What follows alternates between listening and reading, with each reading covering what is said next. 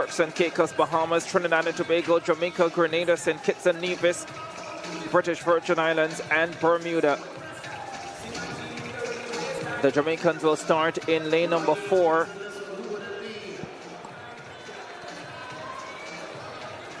They have Malaya Duncan on the opening leg.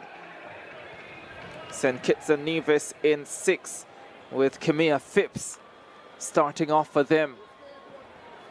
There's Duncan, the Jamaican lead-off.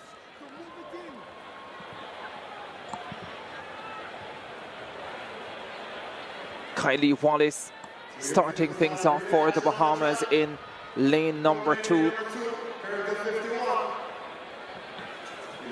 One assumes that Kiesra Thomas is likely to figure heavily.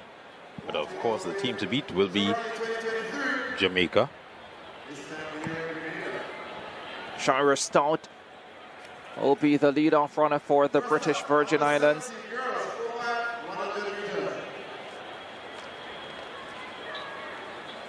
The Bahamians expected to have Thomas on the team, also the 400 hurdles silver medalist Dominic Dean.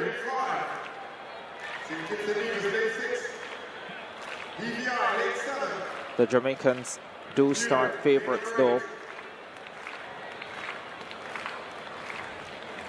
Tremendous depth they have.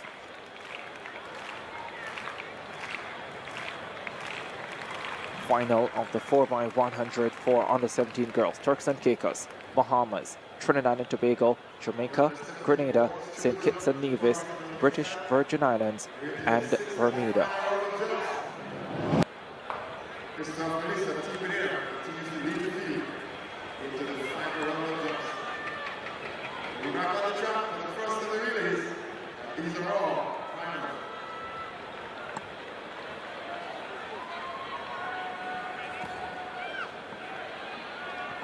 Final of the under-17 girls 4x100. First relay action of CARIFTA 2024. Egypt Benjamin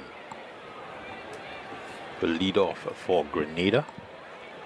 Kelandi King for the Turks and Caicos Islands. TCI in 1. Grenada in 5.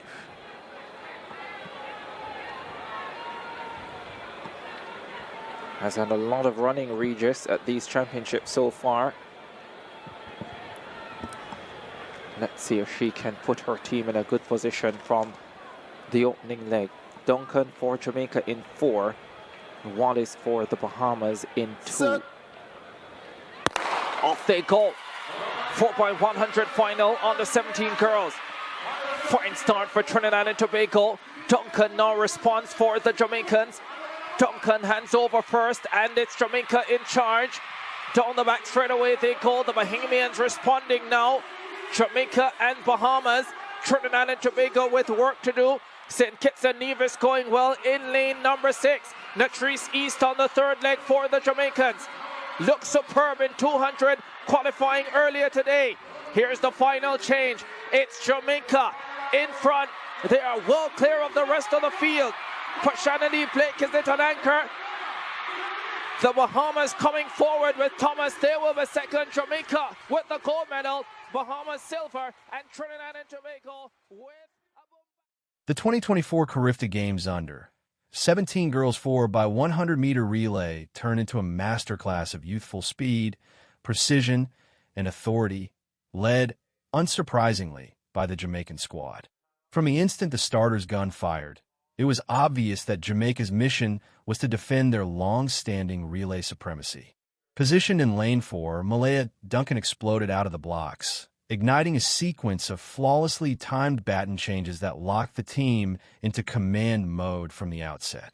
Early on, Trinidad and Tobago made an assertive push, challenging the leaders, but the Jamaican quartet wasted no time in imposing their rhythm.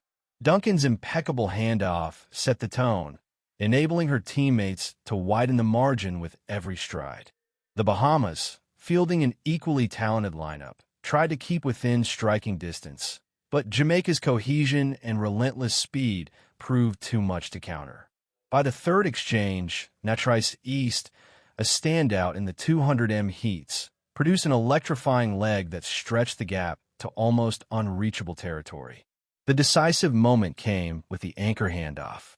Gripping the baton with confidence, Jamaica's closer powered through the curve and down the home straight, turning the race into a one-nation showcase. The Bahamas mounted a valiant pursuit but had to settle for silver, while Trinidad and Tobago fought off late challengers to capture bronze. The scene was familiar yet thrilling. Jamaica once again draped in gold, reinforcing their reputation as the Caribbean sprint relay monarchs. Such dominance at CARIFTA is hardly a shock.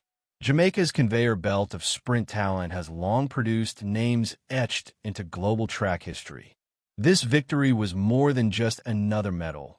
It was an affirmation of the island's meticulous coaching, their emphasis on technical mastery, and the competitive fire instilled in their young athletes. It also served as a symbolic passing of the torch. The same system that shaped icons like Usain Bolt, Shelley and Fraser-Price, and Shericka Jackson is now nurturing the next wave of stars. These teenagers already exhibit the traits of champions, hinting at the bright possibilities awaiting Jamaican sprinting in the years to come. The stadium atmosphere mirrored the action on track, charged with energy, roars of excitement, and the kind of anticipation that only raw, unfiltered speed can generate. Beyond the medals, CARIFTA remains a proving ground for Caribbean athletes, giving them both the exposure and competitive edge needed for the international arena. The trajectory for these athletes is clear, from junior competition to under-20 battles, and then to the unforgiving yet rewarding stage of senior athletics. History suggests many will eventually break into the professional ranks, securing sponsorships from giants like Puma, Nike, and Adidas, just as their predecessors did. With the 2025 season looming, expectations are already sky-high. Fans know these young sprinters aren't done making headlines.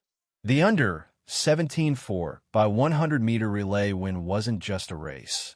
It was a preview of future dominance, proof that Jamaica's sprinting legacy remains not only intact, but unstoppable. For those who have followed CARIFTA over the years, this relay was more than a contest. It was a statement. Every exchange, every drive phase, every burst off the curve spoke of discipline honed in endless training sessions.